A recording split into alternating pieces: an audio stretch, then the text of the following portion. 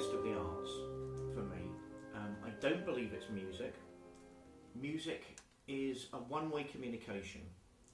It is the communication of the sounds, of the symphonies, of the composer to a very passive audience. You can never say anything back.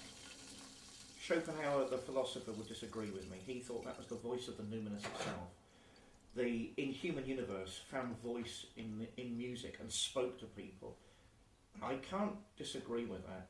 Some of the greatest moments of realisation in my life have been accompanied or facilitated through the musical experience. But poetry's a two-way communication, because literature's a two-way communication. I'm expecting someone to read my work, and they will react because they've read my work. Poetry, because it's the ultimate way of using words with the utmost skill, with the utmost precision, with the greatest possible beauty.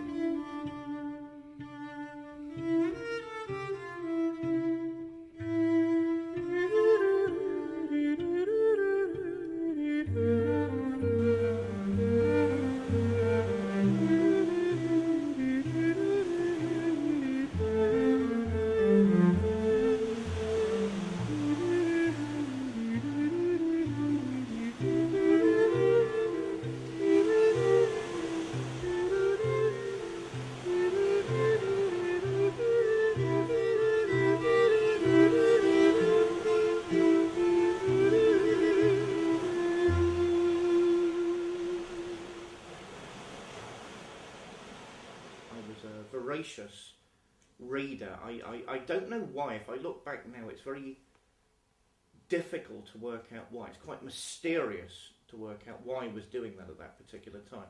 But I was. It was nearly an obsession. I went to round off my reading of Shakespeare. I knew sort of I was moving on. I could feel it somewhere within me. But I got completely hooked by this astonishing play. Many scholars think it's Shakespeare's last play. Certainly if there was any other writing after that, it's cursory, or it's not as thoughtful, or it doesn't address the issues, the fundamental issues that The Tempest does. It's a defence of free thinking. It's a defence of his strange and gifted friend Dr. Jonathan Dee, in my opinion. It's a defence of the Elizabethan political project. It's a defence of the English Renaissance. It's a defence of learning. It's a defence of the human spirit and the human mind. And I still think it's probably one of the most powerful defences of those things I've ever come across, which is why I remain obsessed with that play. The alter ego I discovered in its reading, or at least partly discovered in its reading, for me spoke volumes by what he didn't say. And I still think that that play speaks volumes by what it's implying as opposed to overtly stating. Is that Caliban? Caliban.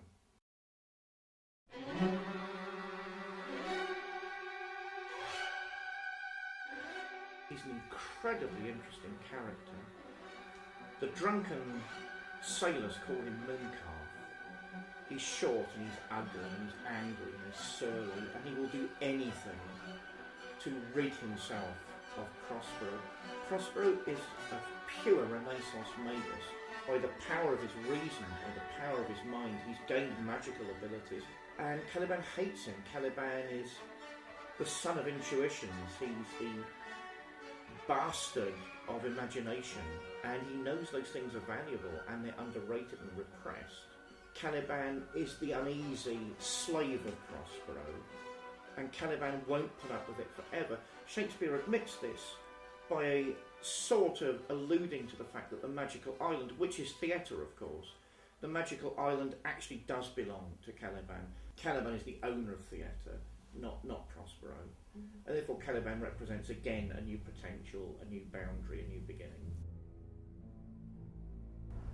Caliban, the dark but not damned, who was a shadow within his own twilight, had waited 11 years in the town of Farum for his caravan that was to return and bear him back to the primeval forests of his birth.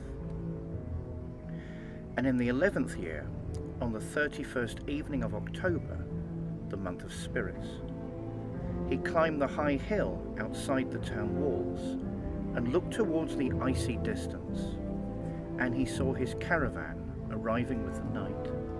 As he descended the hill, a vengeance came upon him, and he thought in his spleen, "How can I go in silence from my prison? Not without a moment's thunder can my anger leave this place.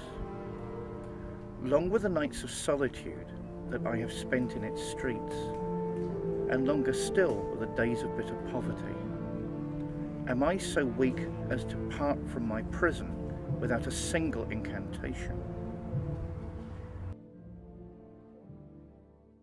I think if you're gay, there's always the thought at the back of your mind somewhere that you're a misfit, that you don't really belong anywhere, that you're at the edges of society, no matter how accommodating or society becomes, that you'd like to join in, but really at the end of the day you won't be allowed to. So Caliban became really the emblem of my sexuality. I mean, lots of people who read my book, and some very learned people who read my book, made the mistake of thinking Caliban was my dark side, or Caliban represented all the things I would not say. I wasn't really offended at that. I just thought that was slightly blinkered of them, and some people had known me for years. But I don't know, Caliban represented to me the sort of person, the character, who will do anything to be accepted, but at the end of the day realises that there's a cut-off point. There's a point at which in our present social order that will not be allowed. And so I warmed to him, I suppose he warmed to me. And he became definitely a huge part of my alter ego and a source of inspiration. Well, Aristophanes, what are you writing? No, it's a tiny little play, and it's based on another idea that we've had. Don't tell me the diary of a gay boy. No. No, you see, I think we need to be emancipated, we need to be free. I don't understand this. Where you Free feel, at last, where free you at feel, last. Where you feel so Praise God downtrodden. I don't understand. No, it's the principle. It's the principle. Why should I even have to react this way? This is the 21st century, a millennium of freedom and intelligence and knowledge. Why should I even be thinking that I couldn't get married in that church? Why not? Well, we know why. We know the history and all that stuff, and we know that it's moving forwards and it's advancing. But Why aren't we understand. as free as Scandinavian country? I think we are. I think we're not though. And I think that a lot of this is our own repression, isn't it? You're repressed. No. No, you're but- quite bloody right, you're not repressed. God's sake, but- if you're repressed, I'm repressed. No, but in the sense of, we inhibit ourselves. We stop ourselves. You inhibit yourself, do you? Well, sometimes. When was that? What am I trying to say? That, and this is What this you're is, trying to say what I'm is, trying to say I is, spent all this money on those sunglasses. you don't like my sunglasses, I love do your you? sunglasses. No, you I'm don't. You've been jealous on of about your my sunglasses. sunglasses. Yeah, I want You them. don't Give like them. my sunglasses. No. Yeah. Is it Canada? Do you hate Canadians? No, I think they're more like us than the Americans because of the French influence. I think we've got to pull away from the American influence. I mean, you know what I'm like about the commodification of the gay experience. You know, I mean, this is the perfect example of that. There's a way you look gay and be gay and act gay. And I think we've betrayed ourselves. We've betrayed our cultural understanding of what it means to be gay. It's never been really big news here, but it's big news over there because they're Puritans. And, you know, the way you act, the way you think, and I just think it's reducing everything to the level of salesmanship, and I'm against it. I hate it. I think it's trivialising and trivial. You had a group in society, a minority, that was under pressure, and what it's done is it's innovated and it's changed and it's moved and it's moulded, and it's come up with an approach. Now, what's interesting is history repeats itself. You talk about it being Americanization. It's not Americanization. It was happening in ancient Greece 2,000 Yeah, odd but years looking ago. like this and acting like this and sounding like this wasn't. You see, I think in those days it was just a part of life. Yeah. I think it became an issue later, and I blame the church. I blame the church for lots of things, as you know, but I blame the church for this, because all of a sudden it became an issue when the Puritans started getting control of things, and therefore we became a repressed minority, not simply a minority. And our way of rebelling, obviously because of Stonewall and American social movements, that gave us the impetus to be less afraid. But I think it's now gone completely in the wrong direction. That is, lots of people don't think I'm gay. Yet lots of people think, my God, he can't be, because I don't wear bizarre white suits and I'm not coming out of a pool with my knickers around my ankle. My trouble with the gay experience at the moment is lots of people believe this. They don't think it's fun, they don't think it's just a way of garnering freedom. They think that's the way you are gay. That's my worry. I don't think that's the case. I think they subscribe to this because they like it. They want to be part of that. They sign up to that. Well, they sign up to that. I mean, that is, we've talked about that's in a sense one of the problems in our society at the moment, which is very affluent, is you've got too many choices, and they make that choice, I think. What you mean is, you are so rich these days, you can choose to do whatever you want to, and I hate you, I tell you, you go to Naples, there's Naples. Pastium. Naples, not Britain, Naples. No, and that there are paintings of something not dissimilar to that, I'm not moaning 2,500 years ago. moaning about that. And it is that that whole way of viewing male form and what the idea is. And we need a healthy eroticism in our culture. I think that's been missing for centuries. What I'm against is the American tint that's being given to that eroticized culture. I'm really against it. This is, we're all in California, we're all on the beach, we all go to champagne-soaked parties, and we've all got no thoughts, and we're all controllable, because who gives a shit, really, as long as you're voting Republican? No, I hate it. I don't think that's the way. And most of those gay men wouldn't be voting Republican anyway. You're just looking at these magazines and thinking, how dare you suggest I just look at those looking at the pretty boys, right? But for instance, like Gay Times, which is a volume every month. Yeah, but a quarter of the staff trivia written for trivial people. It's not trivial just people trivia. with too much money and time on their You'll hands. find philosophical stuff. Right, name one philosophical thing I'd find anywhere in all Well, I things. don't read them that regularly, so I can't come up. That's the oldest trick in the book. I don't read them myself. Let's see, is there something God, now Michael Price looking for philosophy and attitude. Don't be horrible. Oh, shush. There is. God, I love it. There is. Oh, let's have a look at this. A review of books. What sort of books? Gay trash? Or who's going out with who books? No. My God, I need a new boyfriend! Exclamation mark. Read all about it in 320 pages. Well, there's a whole review. Oh, right, there's another. There we are. Right. Lord of the Rings. Oh, God. Into the Woods. Angels in America. Oh, it is the usual things, I'm afraid. Well, serious reviews called Lord of the Rings. I knew him once. I think you're being unfair. They know. I rest my case, my lad. I rest my case. It's not the only magazine out there, and it's one of these book reviews. Look at that fat bastard for a start. I'm not gay. I'm eating an ice cream in mid-cat. You have just Look done. At that. You have just done exactly what you've accused the book of doing. So this is the level of gay literature in the 21st century. Oh look, okay? that's sort of. All right, you might like that. That's me in a Welsh rugby shirt, because I'd never wear an English one. So.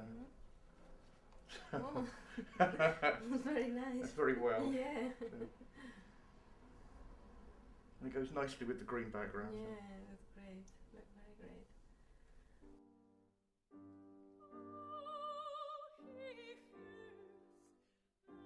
We've taken a trip to Kitzbühel in Austria.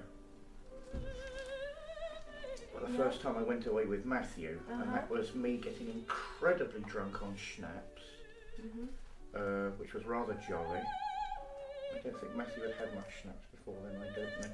This is me trying to tell him I'm not an actor on the ferry, because we decided to get the ferry. Well, in those days I didn't know I was gay, and he didn't know whatever he was. And we were sort of going to explore all sorts of things, like what we were to each other and where we stood. How old you were? As I say, I really have to think about it. I've not really. The memories are quite painful, to be honest with you,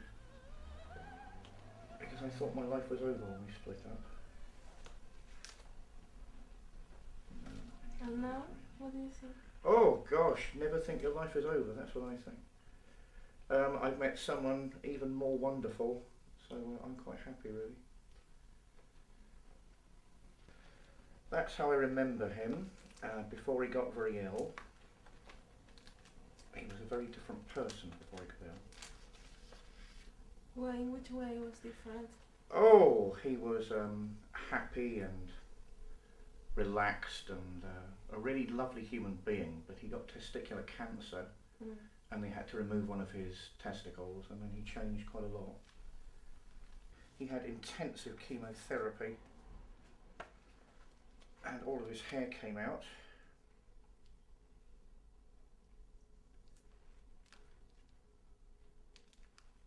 He was ill for a long time. Obviously, when someone you love gets ill, they're more important than anything else. So I sacrificed a lot of my own potentials in the world of academia to make sure he was okay, and effectively nursed him back to health. About 5 years, I think, for his illness. So yes, I think I gave up a lot of things. Not that I regret that. You know, you don't years later think, oh, if only I hadn't done that. That was the situation I was in, and that was the correct decision to make. Maybe I wouldn't make it now with hindsight, but you can't say, you know, at the time you don't know where the future's going. So yes, I feel I'd be in a very different position to the one I'm in at the moment. Not that I feel rancorous about that either. It's just the way things worked out. Unfortunately, I feel these days I have no feelings about him at all, which for me is a defeat. I think that's something of a failure on a spiritual and emotional level. But that is how I feel. I mean, I was so hurt by his departure that I don't really have feelings about him at all anymore now. I hope he's okay, but that's about it. Mm-hmm. Were you very in love with him? Yeah. Very... Well, I thought I was. I learnt a couple of things. I don't know, it's the sort of tender and compassionate devotion to somebody else and their needs and to them as a person. When they're more important than you as a person, then you know you're in love, because I don't believe it otherwise. So. Have you got any picture with your degree? You're such a ponce. Of course I don't. Oh look, there's me with a degree. Fuck off. Oh heavens above. That's so Italian. Mum, look, I've done something. God's sake, man. Mother, I've got a degree. Take pictures of me now. What's this? That's my master's degree, and that my mother took it, so it's nothing to do with me, okay? Right, it's your master, okay.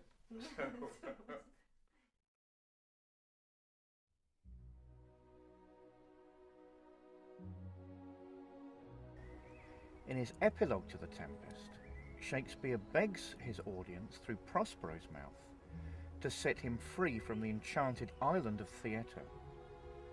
He tells us that, as a poet, his own strength is faint, and that he is imprisoned until our applause releases him back to his earthly life. But this asks the unthinkable. Prospero is much more interesting as a Renaissance magus than as the Duke of Milan, just as Shakespeare the Bard has an existence that exalts the career of a mere English author. Therefore we will never let him leave the island of sorcery or the stage of genius.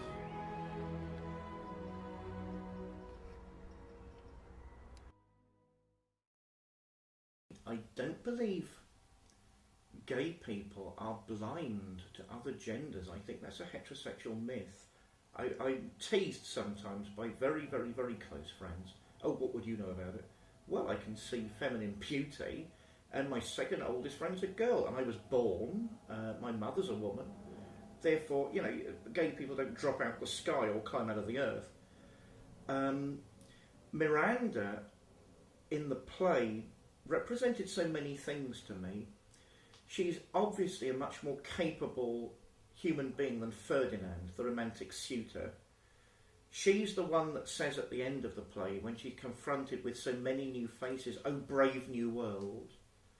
I find it easier, I suppose, as someone who'd identify as being a pagan, to see God as woman, to see God, the divine, the transcendent, through female metaphors. I find that a lot easier.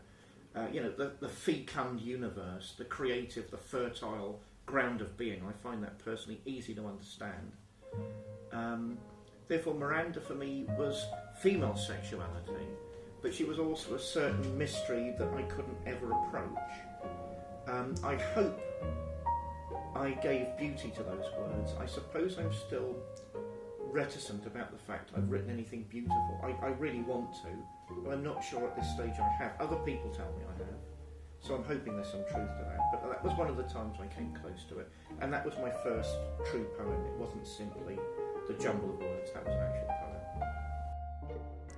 I love you, Holy Virgin, with the soul that you have moulded, lovely as a rosebud to the silver moon unfolded.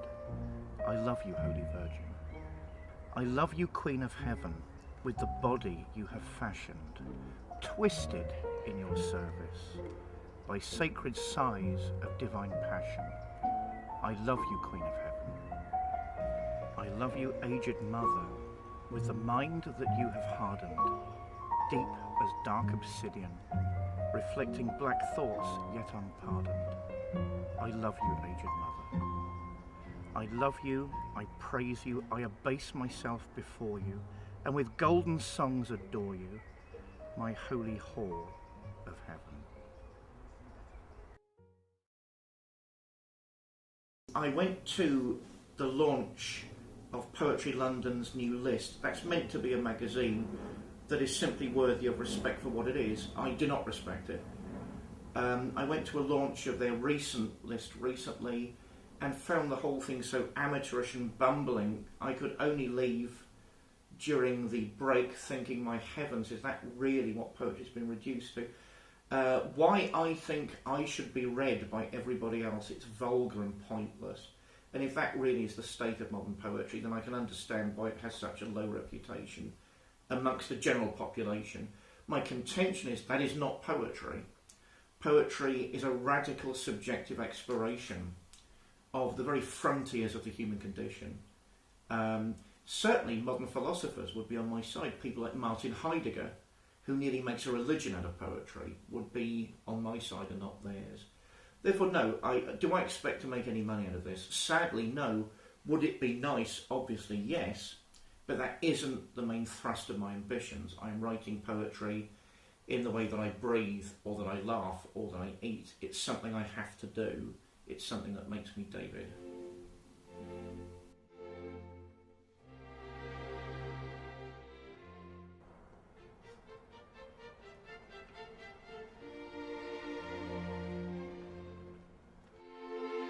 Dante, at the end of the Divine Comedy, he's been through all the circles of hell. He's been down the leg of the evil spirit himself and climbed up the other side into the terraces of purgatory. He's floated into the stars where Beatrice and Christ are waiting for him. And the last couple of lines to this day are the ultimate prayer for me. Dante looks down the great ray of creation from the starry firmament where he's now floating with the blessed, with the glorious spirits, and says something along the lines that my high-raised fantasy is now ended, and like a wheel which ever moves but never jars, my will and wish is now by love impelled, that love which moves the sun and all the stars. Therefore, what's the religion of a poet? Love. Love is the ultimate and only human experience that transcends human experience, and the only way we can really experience that, appreciate that, is through words. Therefore, poetry is the religion of loving words.